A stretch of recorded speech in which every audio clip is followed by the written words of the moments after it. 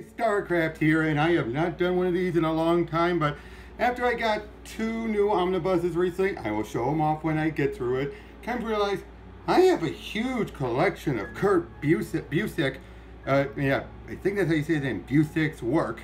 And yeah, I've basically decided, because the more I think about it, the more I realize he's been a big influence on my writing. Right up there with Jeff Johns, Scott Snyder, Grant Morrison, so many of the others. So I figured I'd do a new creator spotlight dedicated to him. Now, if you're hearing any fan noises in the back, well, let's just say I've had some kitchen problems. So there's a dehumidifier back there. So what can you do? It's the weekend. They can't work they're not working during the weekend. So I'm stuck with that thing here the whole time, and it has to stay on. So hopefully using this, you won't be able to hear it, but if you do, sorry. But now I'm going to be going, like I usually do, in release order to the best I'm able. Unless there's a similar book within it, I will then continue to follow up on that, but for the most part I will be in chronological. So, starting off, now remember, these are all the books I own. Unfortunately, I'm not going to be going over Astro City. I do not own any of those, but when I'm done talking about this first one, I will talk praise about Astro City as well. So, actually, hold on 1 second. Go much better. So anyway, as I was saying, the first one we start off with is Marvels that he did with Alex Ross. Now, like I said, Kurt's done work beforehand. He did a pretty good JLA run back in the, actually 1 second. He did not do a run on, but he did do a couple of issues of Justice League beforehand and a few other comics. In fact, one thing I've noticed is that he's had some very good long runs, but for the most part, aside from what I show off here, his runs are usually a few things here and there, or they last a little while longer. A lot of times, but yeah, the man's been all over the map, is basically what I'm saying.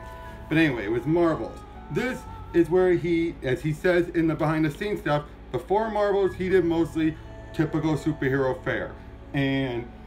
But this was the first time he really had to do something different, and thanks to Alex Ross's art style, he basically had was able to really tap into the groundedness of everything. Where basically we get the DC universe. For one, we follow through without Marvel time. So basically things are happening, and aging real time, all that stuff. Things are progressing like that.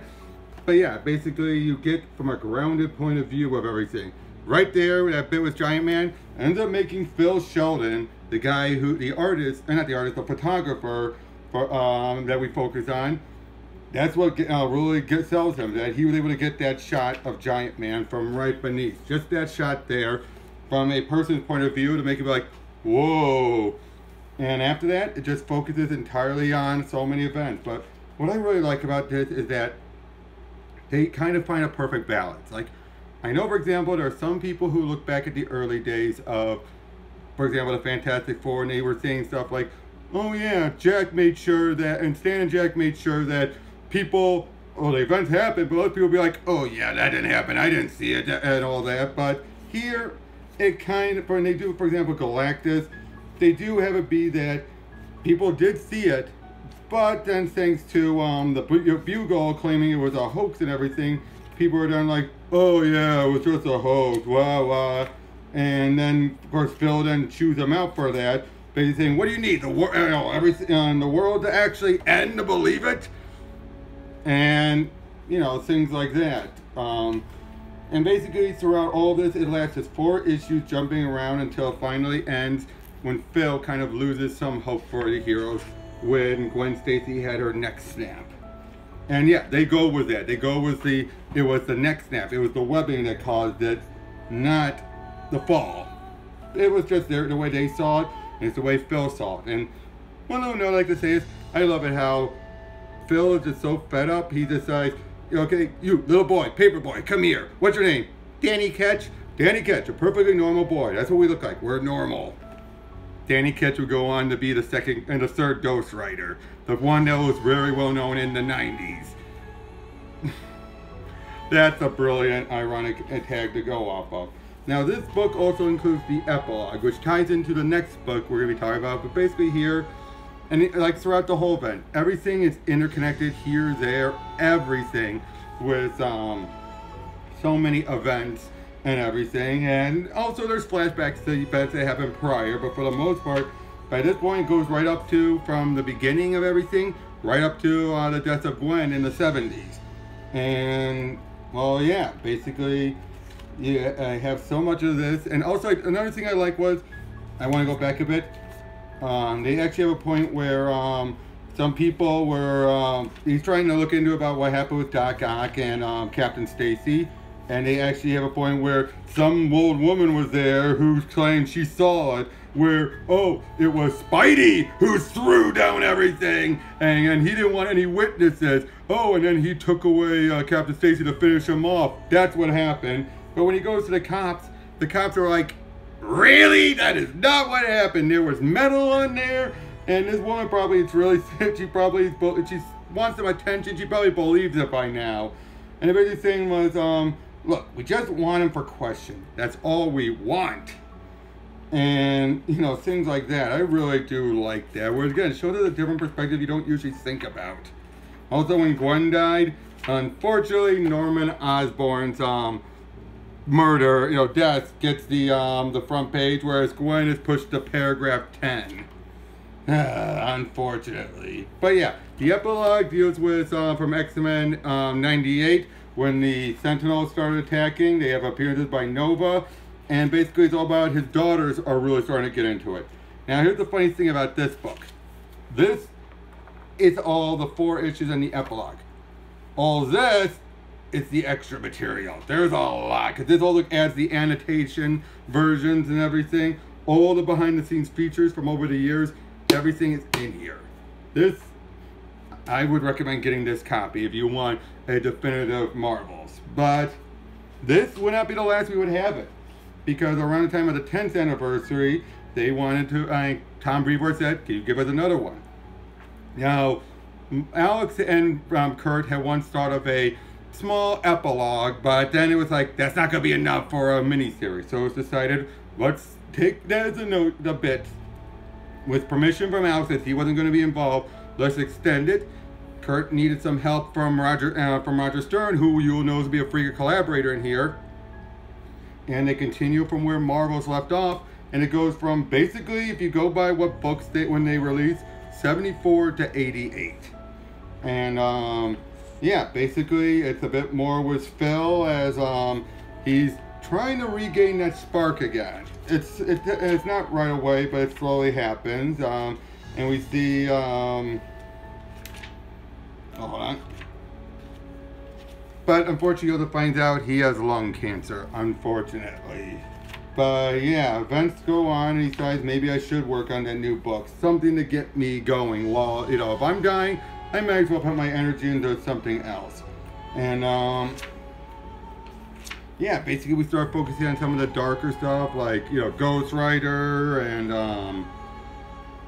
and Punisher, Wolverine. So much of stuff they, skipped, or Sue and Reed having marital issues, yada yada yada. You have this bit with Jonah and the Punisher and his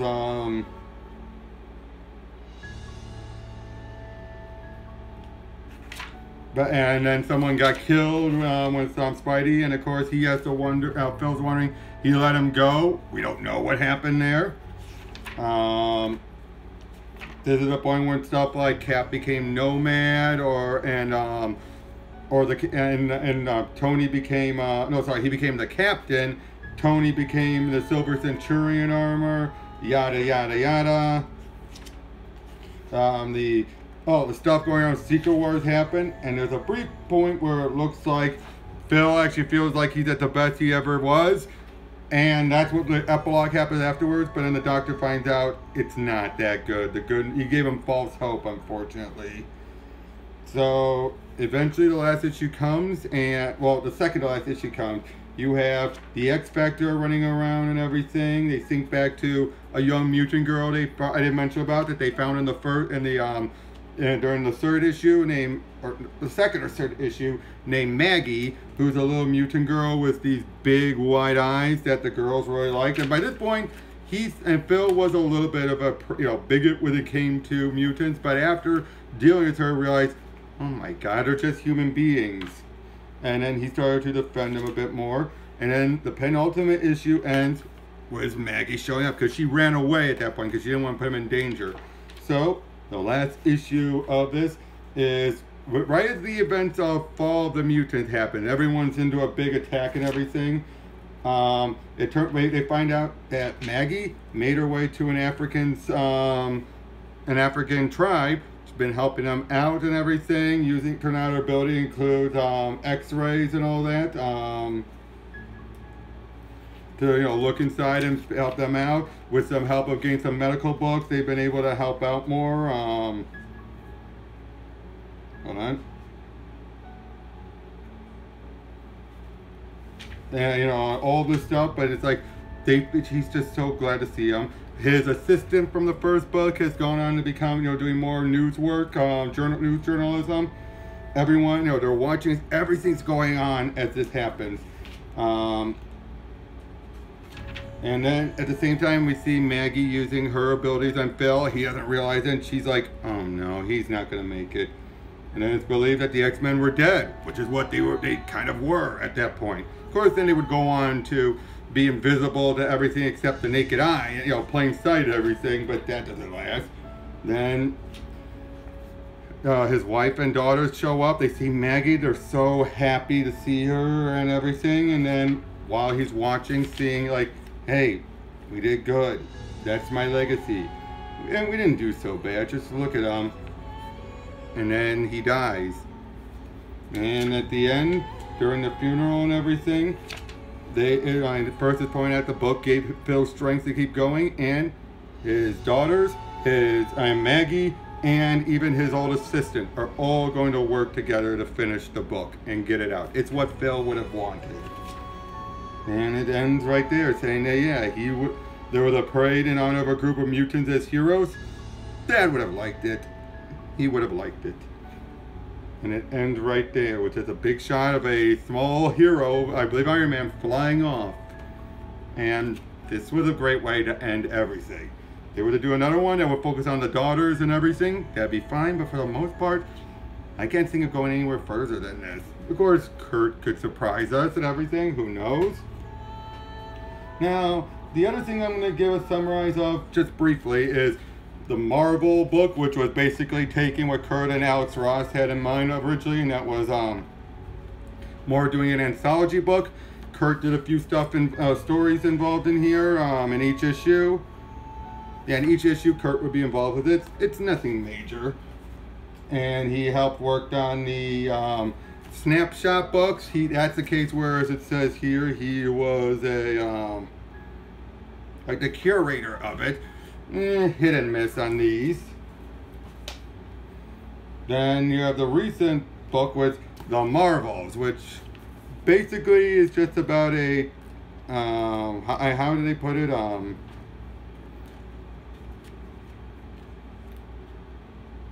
Anyone, anywhere, anytime. That is what the motto of the series is. So basically, it's just little bits focusing on all the characters at some point in history and all that, and yeah, and it's like next issue is going to focus on the Thing, the Human Torch, the Punisher, Black Cat, Melinda May, and I think maybe each issue is about that. I'm not sure, but it basically jumps around at any point, any time, and just this one was Captain America, Storm, Thor, Spider-Man, Iron Man, Arrow, Captain Marvel, and the Punisher. And yeah, basically, it's just little, I guess, vignettes. It looks like, or just there might be a bigger story. I don't know. We'll see as each issue comes out, but. You have that going on. Next, and this is one of my the next two are the two new omnibus that I got it. Ironically enough, the next one chronologically is the most recent one I got. Untold Tales of Spider-Man.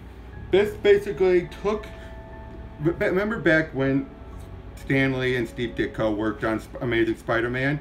There was a lot of compressed storytelling. Like you would have things that just kept moving along, the plot was moving along and everything, and yeah. Basically, though, there are times they would say, hey, Betty, want to go a date? Sure. We never saw that date. We would see that date in here. He would just expand on it or focus on some side plots. if he would also, of course, continue side plots that would continue on in the main Amazing books that he wouldn't resolve, but he would create new ones as well, and usually get resolved either during the issue or a later issue. And he would just come up with stuff that would just connect the dots a bit more. Basically adding a bit more of a modern sensibility, but still being beholden to what came before. For example, the girl that Peter once asked in Amazing Fantasy 15, Sally, she actually gets a big part, and it doesn't end well at all. And in fact, the very first 3 issues that are in this are actually Amazing Fantasy number 16, 17, and 18, with artwork by Paul Lee, and it's interesting artwork. But yeah, basically these 3 issues bridge between Amazing Fantasy 15 and Amazing Spider-Man number 1. For example, we deal with the funeral of Uncle Ben, among other things, and Peter just questioning whether he's going to be a hero or not. And then afterwards, we start focusing on, you know, the main story and everything. And you would have Pat Olaf doing the artwork, but keeping rather true to Ditko's work. Pat Olaf, I love his work on Spider-Girl, for example, but here it's relatively different. But yeah, you would just have so many different adventures, everything going on. And you would have an annual, you'd have a flash, back when they did the -1 issues, the flashback issues, and here, Roger Stern, who would also help co-write some of the stuff in here, did a story focusing on Peter's parents before he was born as their super spies. You had a story that dealt with Stan Lee in-universe, offering Spider-Man a chance, you know, to like, let's work on a deal. You tell me a bit more about yourself, we'll put it in the book, and all that, and things, you know, such as that. Just so much things in here that I could just gush about that deserves its own review, and I will one day do. But one thing I do like, though, is that there is actually a little book, pages back here that kind of explain where each of these issues fit. For example, Untold Tales of Spider-Man number 1 and 2 take place between Amazing Spider-Man number 6 and 7. But also you have, get this, Untold Tales of Spider-Man number 5, 6, and 7 take place between Amazing Spider-Man number 10, pages 1 through 5. Yes, because there was actually a bit of a gap between those. Just like later on you would have Amazing Spider-Man number 12, pages 1 through 3, and then you would have Untold Tales of Spider-Man number 10, and then you'd have the rest of the issue right after that. Things like that were very interesting, but we also got some expansions on it. Like I said, Sally, but you also got a bit more about why Betty Brant's been working with J. Jonah and everything. Why her? Why no one else? Why when she's so young? Basically, her mother was the secretary beforehand, and then added up to her mother's medical bills because she was dying, and her brother's gambling debt. That's actually been established, that she needed a job and she had to grow up faster. She had to quit school, and then eventually Jonah allowed her to have a job. But despite that, she felt like her days of having fun were over until she met Peter. Again, writing like that is really good. Then, oh, where'd it go? I'll be right back. Thought I had everything ready. After that, now again, there's a bunch of other books that happened in between, I admit. But again, I'm just going off of in chronological order from what I own. But yeah, after that, you had Onslaught, the Heroes Reborn, and everything going on.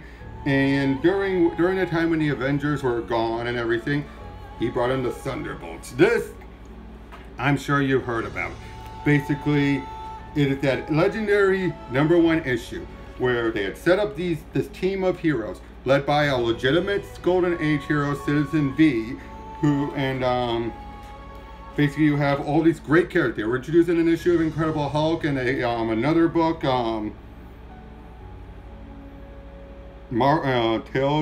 Tales from the Marvel Universe and everything.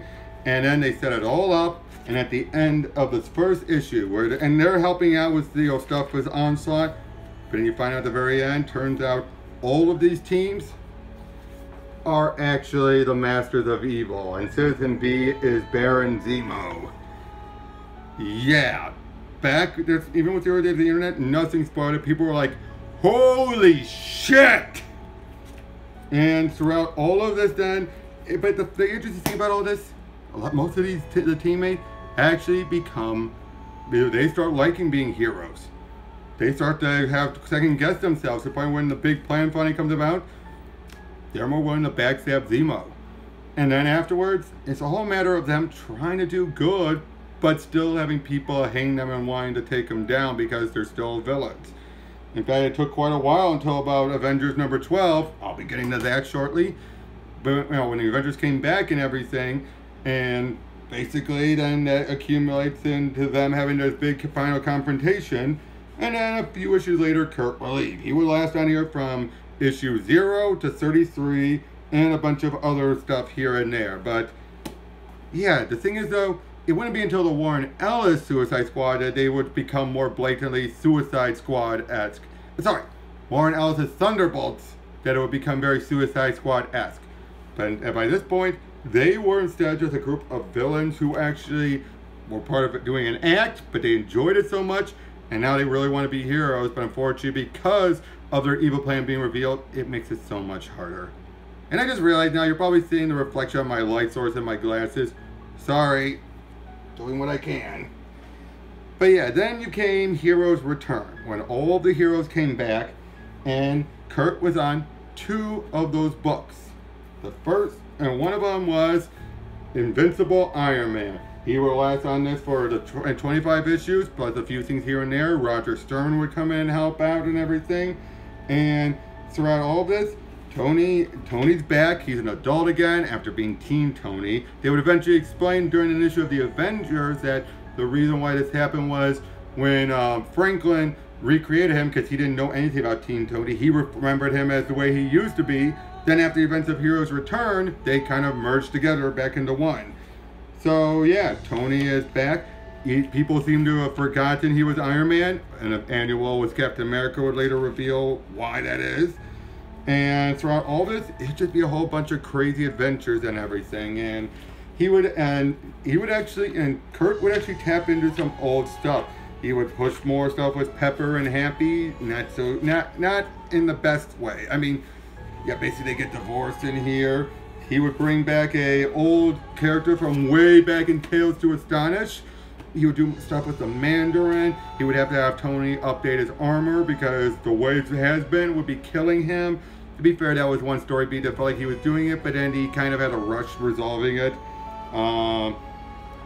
He just had, there's just so much stuff in here until it finally accumulates with a big fight with Ultimo.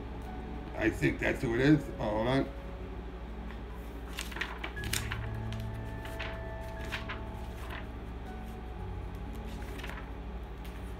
Yeah, Ultimo, the big 25th issue was spectacular. Also during this, and he would also do this in his Avengers, but it was especially carried on in here, he was dealing with Carol Danvers' drinking problem. Yeah, she had a drinking problem by this point. Some people might complain about that story arc. I felt it was really good, and it was written rather believably. If you don't like it because you don't like to see your precious Carol being that way, just remember, this was a different point. She was in a different place and everything. A lot of people are in different places before they are. Tony was in a different place before he became an alcoholic. And seriously, who better to help her out with than Tony? Really. But yeah, this was a great, relatively short by comparison run, but just so good, so fun. So much fun. Now, by this point, I started to realize what is I like about Kurt, but I will save that for the very end. But it was around here that we start to get it. But then, here's one of the big ones. I mean, it's 2 omnibuses size for it. His Avengers run. With George Perez for the most part, and some of the others. And yeah, this set a new high standard for the Avengers, who by this point were in a slump. There's a part of the reason why you needed Heroes Reborn and everything, but by this point, he was bringing a lot of it back. He was telling some big, epic stories. The very first one had so many Avengers show up. That's the incident deal with Morgan Le Fay, where they went back in time. He brought back Wonder Man permanently this time, and then at the end of the issue, it then and then you have Beast ask, what are we gonna do with 39 Avengers? What happens the very next issue? They try to stop a bank heist with all their members. and it doesn't go well at all. They're stumbling over each other and everything. It's a PR disaster. After that, many of them are like, nah, come, if you need me, fine. The main team are starting to wonder. And then you have Hawkeye bring on both Justice and Firestar from Spider-Man's Amazing Friends onto the team.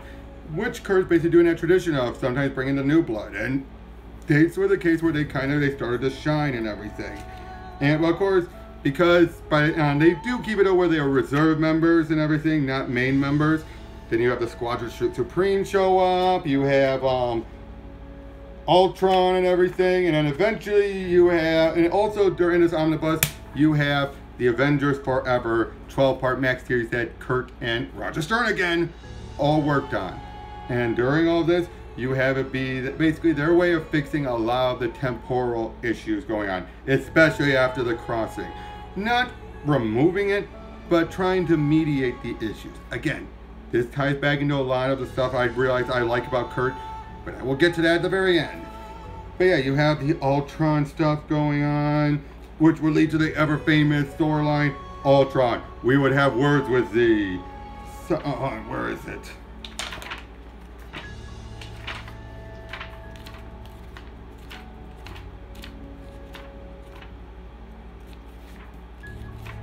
Oh, come on, where is it?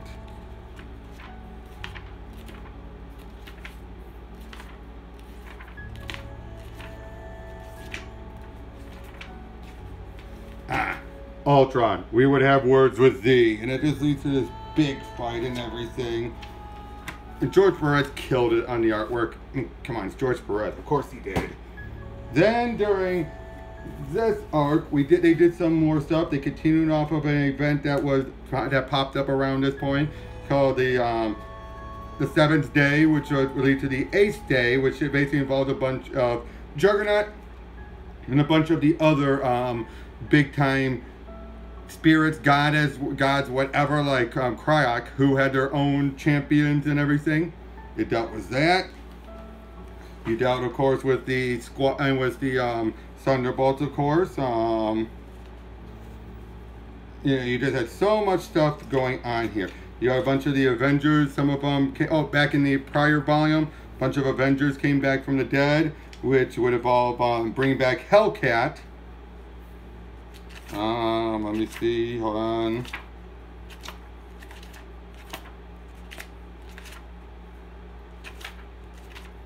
Hold on.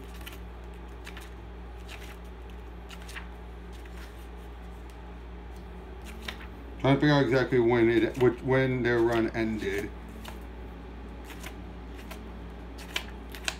Or at least Perez's contribution to, yeah, it ended on this big arc and everything involving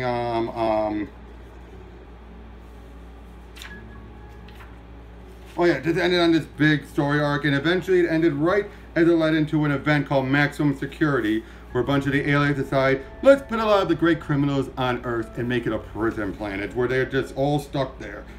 Pretty decent event, lasted a while, involved the Kree Supreme Intelligence. You had a few other arcs, and then it led into a big epic where Kang the Conqueror finally takes over the world. They eventually reverse it, but he finally does take over. And it is a very well handled event. Lasts a bit long. It was meant to be stuff with Alan Davis, but that fell through. I'm not going to go into details about all that, but yeah. And then eventually, not long after that, it wrapped up. His run was done. It led on to Jeff Johns' run afterwards. Very good, but the fun thing about this, and the fact he worked with the Justice League, but especially because of his Avengers run, would lead into one of my favorite things he's ever done. JLA Avengers. And yeah, I've got the big one, the big complete edition. It's a bit getting worn and everything, but good God, this is so good. I couldn't think of anyone else better to do this. The funny thing is, this is canon on the DC side of things anyway. Maybe not Marvel, but yeah, he just gets the characters. George's artwork on here is so incredible and everything. And it has one of my favorite lines. Oh, from Hawkeye. Oh, right, now I get it. These losers, they're nothing but a bunch of Squadron Supreme wannabes. 5 gets you 10, they're mind controlled. Brilliant, sir, brilliant. But yeah, this whole event is just, and it's an event. It is pretty much almost like a crisis event. And everything involving with Krona and all that. And at the end of it all, they defeat Krona, and oh, love this cover, love that cover. But by the end of it all, Krona is defeated, and he is left in a little cosmic egg, which would actually be utilized a couple other times going forward. But yeah, now we're pretty much done with the Marvel books I've owned from him, and ironically enough, this will lead into the DC era of the books I own from him. Yeah, that's not intentional. It's just the way it went. Hold on a second.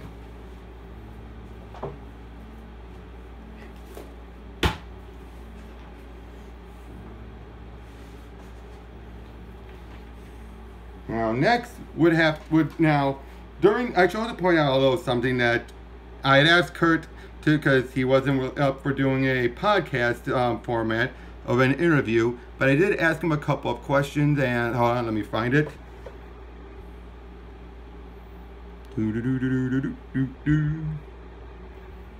come on.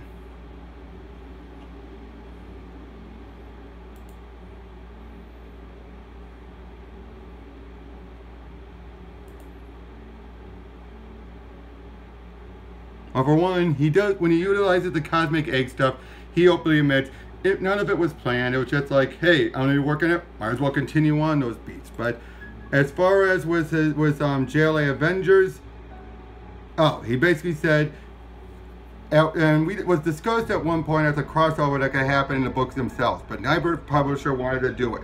So it was never planned that way. The story we did was designed for the format it appeared in, which was a prestige, bigger, more pages and everything, so much better. And then this, from what I understood, he was supposed to do a JLA run, but at first I thought it fell through, but he openly admits, my JLA run didn't get cut short, so much as it never happened. The arc I did was originally intended to be a crime syndicate mini, as you can see, and was reworked a little to make it more of a JLA story.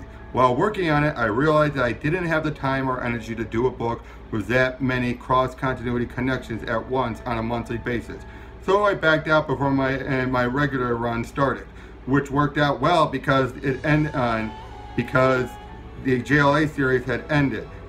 So yeah, interesting bit, but yeah, this basically takes place after the events of JLA Avengers, where Krona had wiped out their Earth in the antimatter universe. And basically it's just a wild adventure. It's Ron Garney artwork and everything. It dealt with the cosmic egg again. In fact, this is when we were announced that they do remember working with a bunch of heroes as far as they go for obvious reasons. And yeah, you just have some of this stuff going on, and eventually the League deal with them, and yeah, they leave. And hold on one second, I guess I want to double check one thing.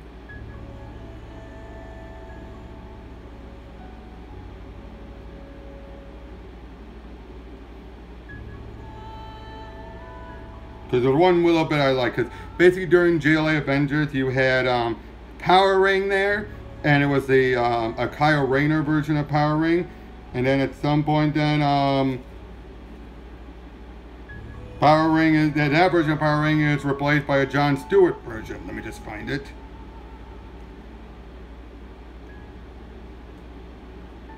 And part of that was because John Stewart was on the Justice League at that point instead.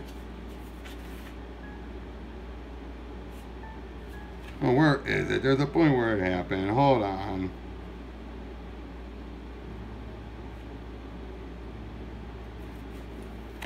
Just a moment. Found it. I found it. Basically, we got to them attacking Quar where they left off. Things get smashed. And then there's the John Stewart one, and they basically make it clear things happen. Everything got destroyed and then got rebuilt. Make it clear that their world is still around. Clarifying that up. But yeah, basically this is a big adventure that was originally meant to be a crime syndicate mini. Now next is one of my favorites that he's ever done. And it's follow-up. Superman Secret Identity and Batman Creature of the Night His artwork by the now late but ever talented John Paul Leon. And first of all, Secret's identity, both of these are basically set in versions of Earth Prime. The real world, in other words. Our Earth.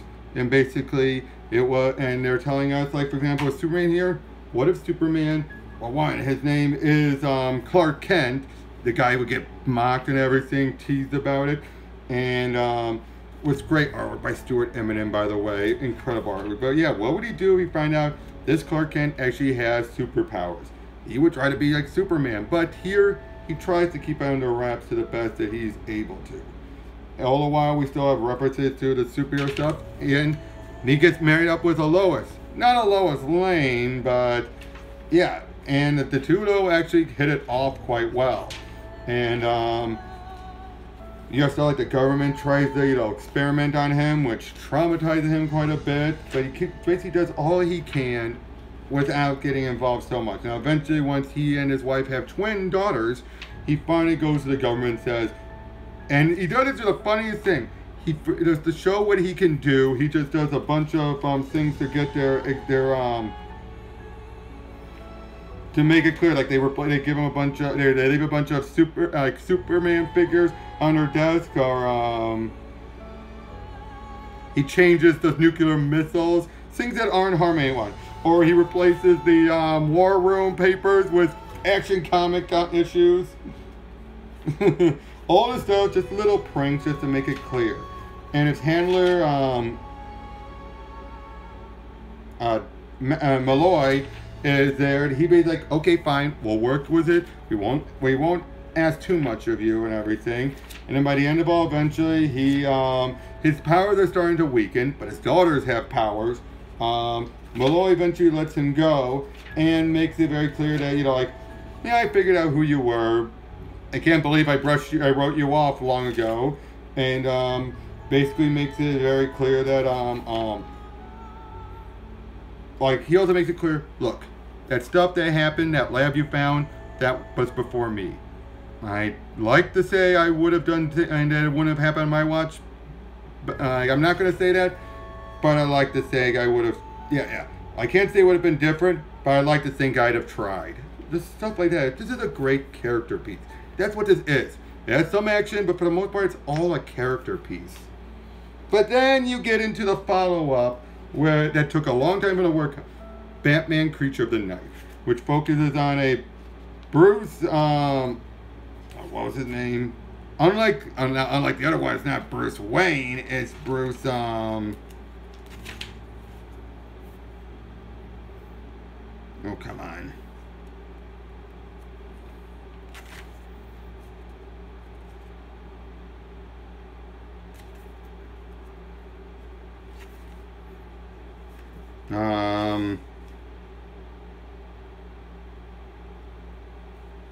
Hold on. Bruce Wainwright. That's his name. Bruce Wainwright. Now, his parents do get gunned down. There's a cop named Gordon who helps him out and everything. But here, he doesn't, he also has an uncle named Alfred. But here, though, things go differently. For one, he never becomes Batman. But there's this weird force, this mystical shadowy figure, who is later implied to be the spirit of a twin brother that passed away. But yeah, just all this chilling stuff. And throughout all this, it's made clear, he keeps on trying to think it's going to be like the comics. I could trust Gordon, I could trust Alfred, I could trust all this stuff. And Gordon, for example, starts to blackmail him or things like that. His brother, the Batman, you think like, oh, they have evidence to bring down all these wicked people. Turns out the Shadow is planting evidence, so much stuff until it just collapses. And he has to, I won't say fake his death, but finally just get his life back in order. Now it takes a whole year for the last issue to come out, but it was well worth it. And this is just as much a character bit, but it's also a bit of a suspense thriller as well. It is so damn good. So much of this is good. But now, properly into the Superman run. After Infinite Crisis, you had 1 year later, and throughout that, him and Jeff Johns would both share runs. Kurt would have Superman, Jeff Johns would have Action Comics. Of course, you know how that would go. The very first arc was him and Richard Donner and Adam Kubert got delayed no end, and things happen. But to start it off, you have one of my favorite Superman stories, Up, Up, and Away. And in here, basically, Clark, it opens up. Clark is still depowered after the events of Infinite Crisis, but he's been on fire lately. He has been getting stories. People are adoring what he's done. Lex has been able to get off on all the stuff that happened, you know, the fall of his presidency, all the way up through 52. He's been able to get off on technicalities, all this stuff. And eventually, you know, you have stuff with him and Lois doing very well. People are able to do fine without him. And then, you know, you have the trickster pop, and a prankster pop up. You know, some of the stuff gets redefined. Metallo has his kryptonite heart taken out and everything with a whole lot of kryptonite. Until eventually, Superman starts to, after one moment, he gets slammed by a train that should have killed him. They were going after Clark Kent for that one because of Intergang. But he survives, and he soon realizes his powers are starting to come back. And he's just willing them in. Even when things like, oh, things were going back to Super, Lois just says, go get him. Funny thing is, the solicitation said 3 words, and people kept saying, I am pregnant or something. No, those 3 words are, go get him. You would have the puzzler and everything. Superman would show up. He would say, sorry about the windows, folks. Misjudged the landing. He's trying to get back into this groove of things. But one other thing I like that they do, they start to have a beat as his mind is starting to think faster. They start to bring the super brain in, but they do it in a more logical way. Like I said, he's starting to think faster and everything. And then eventually, we find out that Lex is going to handle the Sunstone and everything. And then he starts to recreate a Kryptonian battleship and warship and everything. And he starts to utilizing the kryptonite and everything to empower it. All the other heroes show up. It leads to this big fight and everything. Superman is just ready and all that. And they start using the kryptonite. You know, he configures the kryptonite. But Superman then tackles him, smashes it out, and that ends with a great moment. From Lex, I hate you. God, I hate you. As they crash. And then Superman drained from the kryptonite. The two just go into a fisticuff.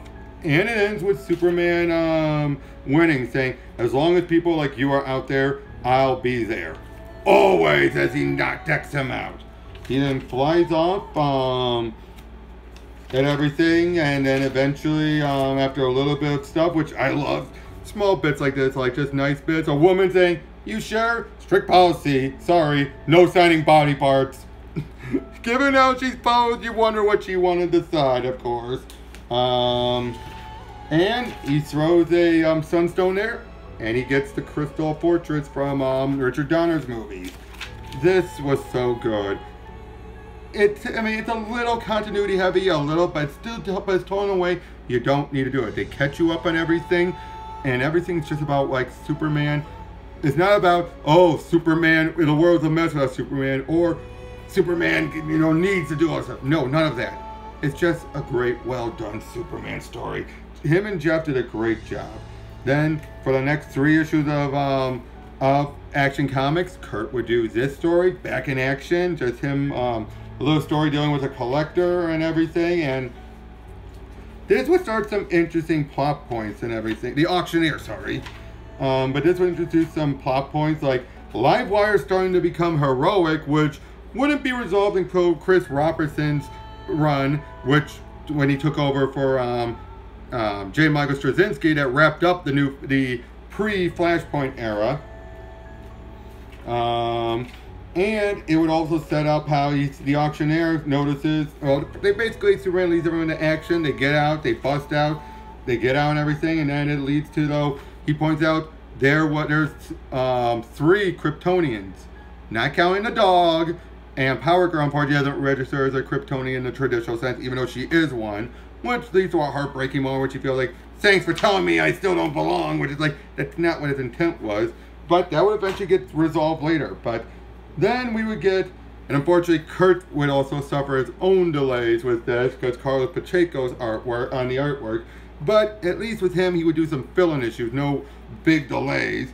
Camelot Falls, which was a very interesting story about that brings in some new creature, villains and everything, and it deals with Aaron, the Atlantean sorcerer, a dark future where Superman trying to do things his way would result in the end of the world and everything, and then basically the whole point of it all was that Camelot Falls, Superman kept doing it. Aaron is telling him, "You must just stop doing what you're doing," and of course Superman's saying, "I won't stop," and things aren't going to end that way, and it never fully gets resolved, but it's implied because Kiffer, that's the guy who would take over the world, is brought back. That's like, maybe it's still what happened. Who knows? But this is a fun story that maybe a little bit cliched for with Superman saying like, "Oh, you must stop being Superman to help save the world." Never! But it's still handled a lot better than others. It's a little lengthy and everything, but it is still well good and well handled. And then you have the Redemption story arc, which involves first it involved Kurt working in set this in his early days. Kurt and Fabian Nicieza work on this arc with this woman who's a bit like she does stuff at a church, and she starts to think that Superman shows up because she prayed, because she wanted to. Now, at first it's like, okay, that's cute and everything, like, answer the prayers, but then she starts putting herself into danger more and more. She just starts to go there and like I said, putting herself into danger and saying like Superman will show up and everything. And yeah, even goes to this big mobster stuff and makes the and then unfortunately though, she pushes her luck a little too much, as she taunts them and she gets gunned down. Why? Because Superman's busy fighting this electrical being that turns out was a bit temporal, stole some hours, and when he gets back, well, she basically he makes it clear it's my fault, and she's like, "Nah, God put that creature there, so you wouldn't show up to punish me because I got arrogant." Now, of course, it depends on how you look at it, but it turns out her getting gunned down now caused the city to galvanize, stop those criminals, arrest them, everything, and eventually now things are starting to do better in Suicide Slum. Not perfect, but a lot better. This would lead to a 3-issue story arc that basically involved a religious character guy who basically got the power. You think he has the power like Superman from Brer, but it turns out it was a pastor who shared those powers over. But that was a Fabian Nicieza taking over, playing off of what he and Kurt did. So yeah, Fabian deserves his own video, by the way. Then you have Superman 666, which basically playing off the number of the beast and everything. It's just a big story with Superman and with Kurt and Walt Simonson doing all this stuff with demons and everything. It's a bit of an extra length issue and all that, and it's just a fun romp and all that. Great showcase of Walt Simonson's artwork. Then you'd have a couple of issues, a one and done issue that never got collected, like Busiek dealing with Superman dealing with the prankster and everything. Dealing with him like showering the city and funny money. Showing that this version of prankster is very competent and everything, but it's just harmless fun. He's not really hurting anyone, getting anyone killed or anything like that. Hold on.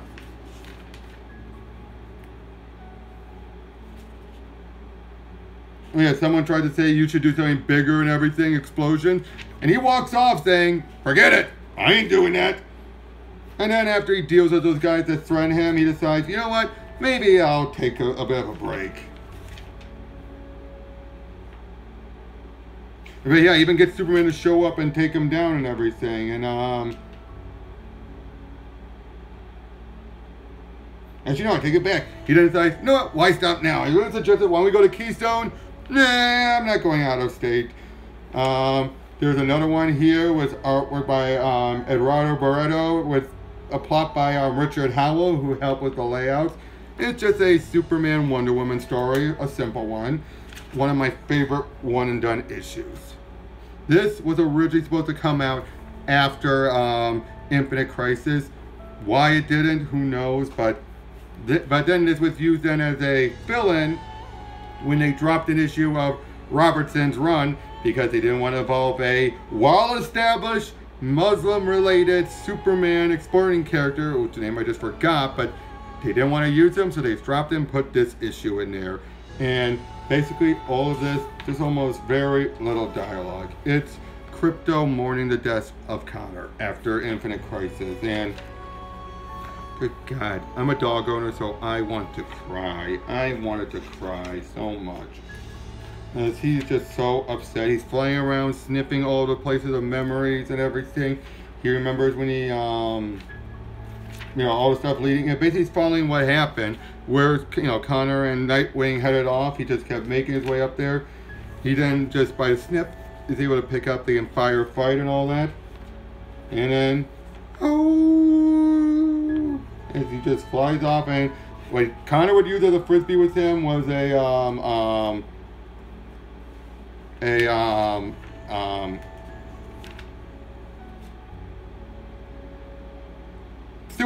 sewer top and everything. He would use that. He would fly around just feeling like, where's Superman and everything. He can't find Clark. He just feels so alone and forgotten. So he just goes up into space and just lays there. So sad and dejected. It's heart-wrenching. I do not know why they didn't do this originally.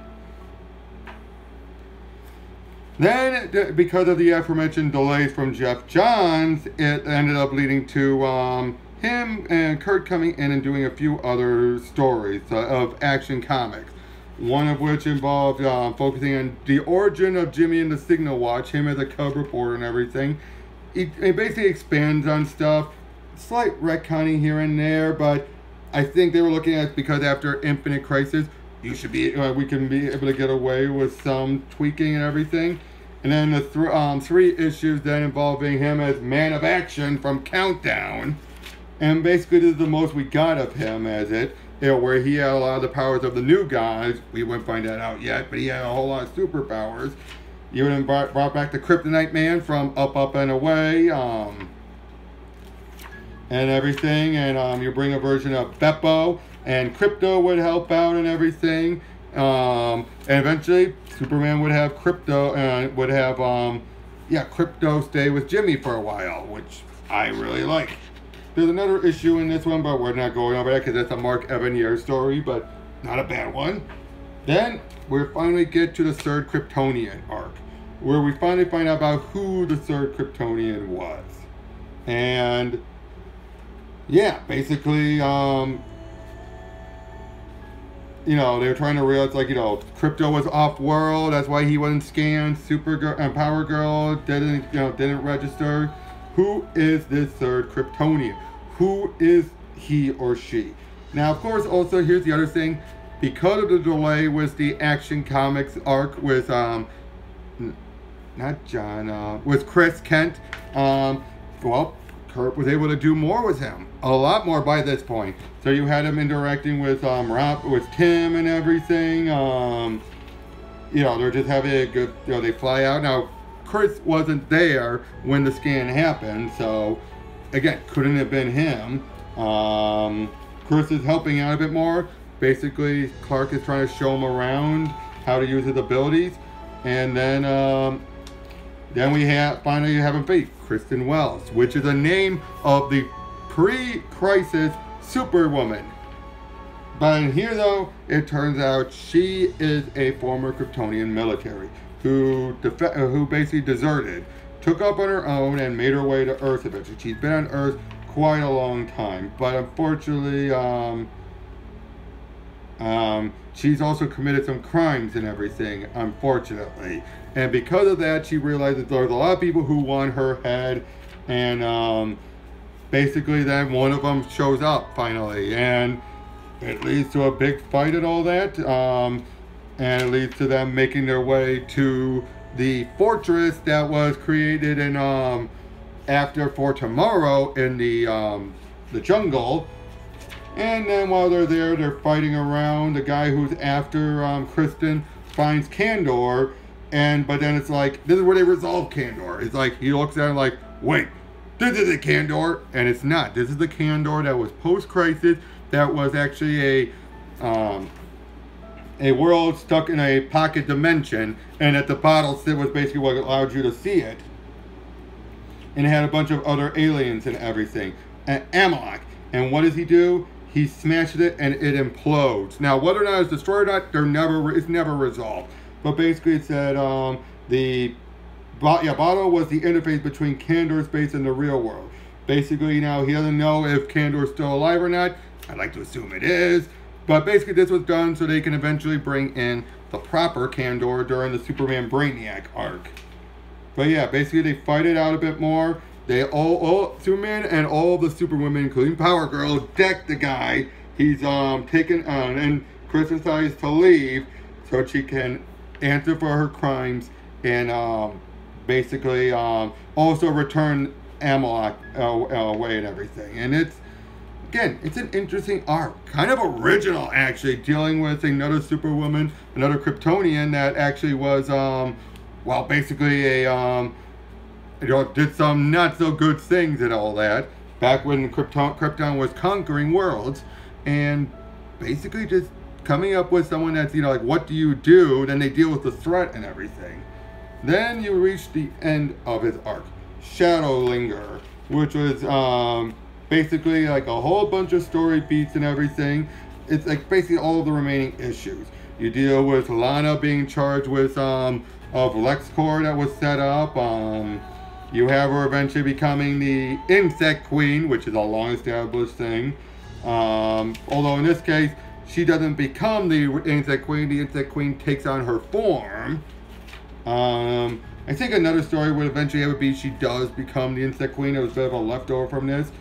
Oh, to make sure that Chris was able to fit in, they had put on a red solar watch that was to try and keep his power low. Unfortunately, because it was calibrated for Clark, an adult, it causes an overload, which unleashes a huge amount of energy that ends up blowing up their apartment. And Chris feels awful about what happens. He is devastated by what happened. He's like, no, it's my fault. He's going to hate me. He's going to hate me. That's what he keeps thinking, but it's like, no, he's not. And then after everything's been involved there, sorry about that, started running out of space. Continuing on to get this great apartment with a whole bunch of stuff. Kurt tries to set up this great place that could be like another base for him. You'd have all this glass, but they'd be also one-way windows. You'd have a whole bunch of stuff from Superman stuff. And I love it how like they think you saved all my stuff, replace most of it actually. And boy, is it embarrassing buying this many things with my face on them. Price of foster parenthood, Smallville, and the licensing fees do go to charity. Lois gets her a great office and everything with a bunch of smart glass and everything. You get a portal to the fortress. So much of that is just so good. By this point, you had Mon-El and everything involved. And then he basically deals with a villain named Paragon. They fly up. They have a bit of a tussle until, and basically, he feels like, he wants to establish his dominance. Shows him basically holding down chaining up Wonder Woman and Power Girl. Well, the guy has ambition at least. Until then, you have the priest elders of the Patriotic Flame, and they speak for Daxa.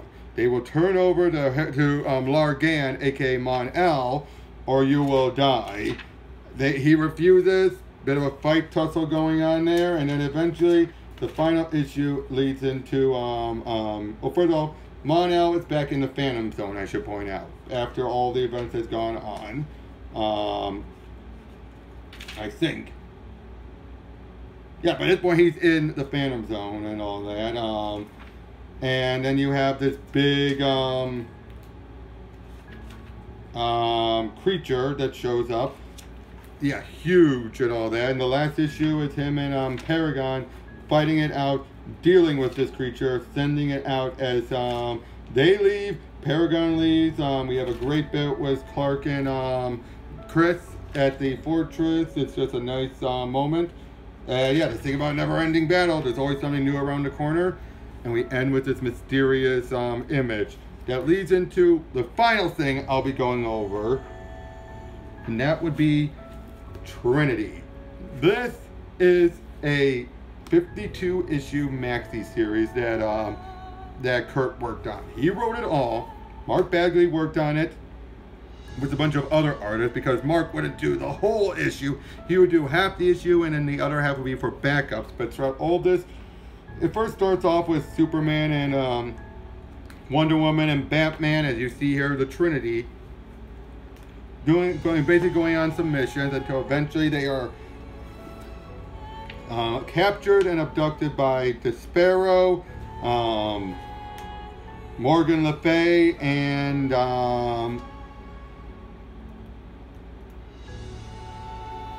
I forget who the other guy was. Oh, hold on a sec. The other guy was Enigma. That would be the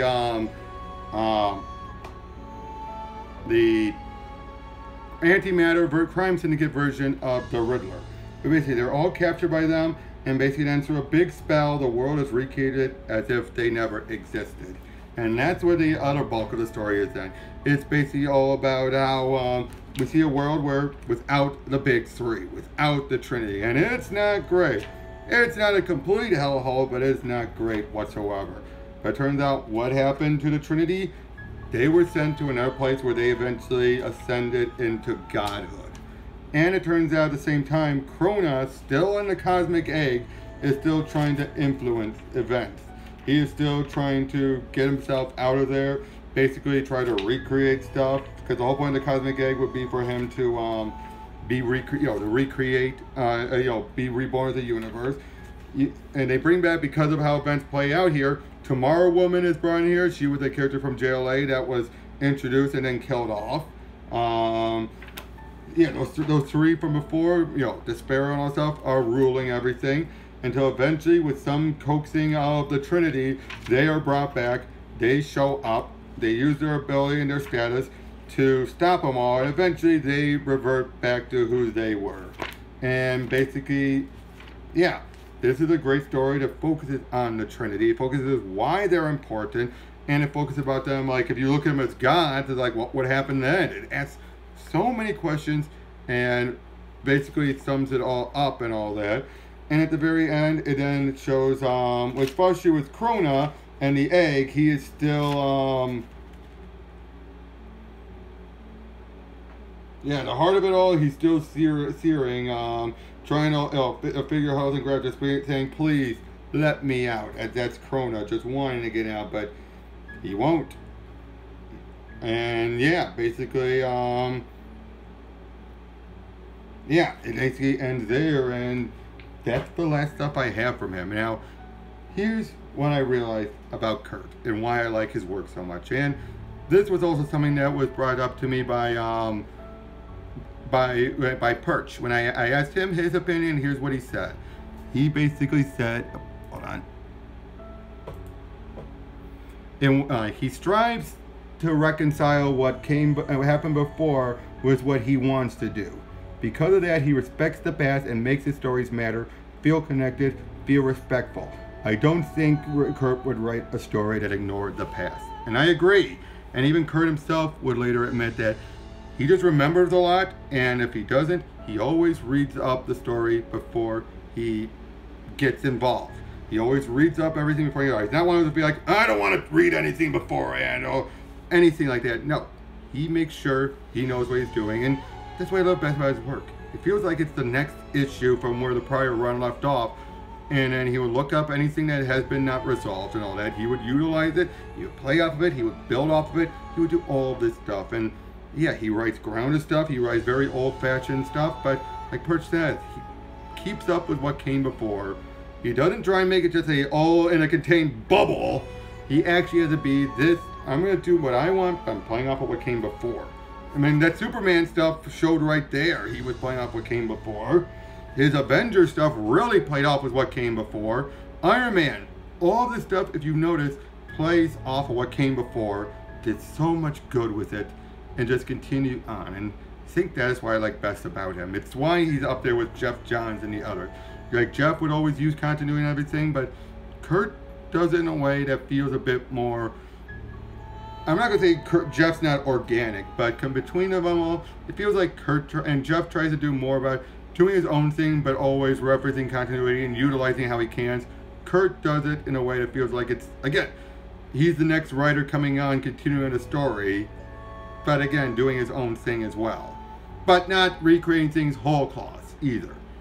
And I don't know what else I could say, but that's what makes a great writer. A lot more writers should do that stuff. I think more writers should, as opposed to saying, I'm going to put my own stamp on it. I'm just going to do what I want. I'm going to ignore anything. I'm going to redo continuity just so my story can fit. Or, or just come up with it. Not even buying the check to see if it's done before, which then makes it be like, wait, this happened before. Why aren't they referencing it? Who cares? My story. No, Kurt's like, no, if it's been done before, let me explain, play off of it, or things like that. But yeah, that's really all I've got to say about with Kurt. And I hope he's been. Oh, I forgot to mention about Astro City. I just realized Astro City is basically taking Marvel's, but doing it without having any of the big two characters, doing his own stuff, doing stuff like what if a person had his whole life retconned after a crisis, things like that. And he had an ongoing that ended a couple years ago. I mean, yeah, it's basically been that's what a lot of Astro City is. But still telling fresh stories and everything. You can tell there's some XPs, but it's not really important about them being the XPs. They're still their own characters. And again, that's what he did. That's what his grounded storytelling and all that, from what I've picked up anyway. But yeah, that's pretty much all I have to say about Kurt. The guy is just that good. He should be doing more work, which he was. Apparently he's still busy, so I like to know what he's working on. But when he works on it, you know you're getting quality. You know you're getting great stuff. Hell, he wrote the story for Lego's Marvel Superheroes 2 that focused on Kang the Conqueror, and it was great. And the guy writes the best Kang, for example. So, again, just so much good. So much good. That's all I've got to say. I'll hopefully do another one next week, and throughout the rest of this week, I'm hoping to get out the rest of my videos with Ingrid. Some of them are really late, but the rest of our movie marathons. The Monster Movie Marathon, and our review on the Watchmen Ultimate Cut. But till then, I'll catch you guys later.